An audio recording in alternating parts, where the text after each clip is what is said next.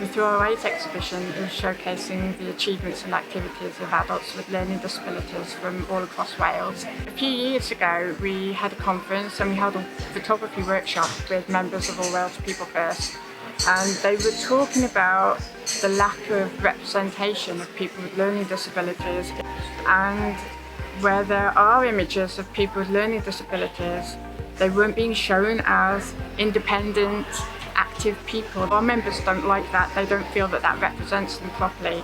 So they wanted a photography project that creates photos and videos that shows all the amazing things that they do in their life.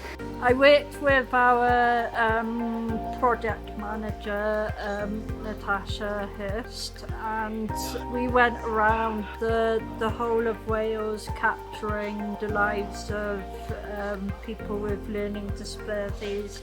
My favourite photo that I've done is one of a mother and daughter. It shows that people with learning disabilities can actually be parents. My favourite image is the middle one in the panel, so it's a picture of Kamar, and she went adaptive surfing for the first time. I think it's important for people with learning disabilities to come and see it, so that they can see all the opportunities that they can have in life, all the different things that they can do, and that it's completely possible to do that with the right support around you.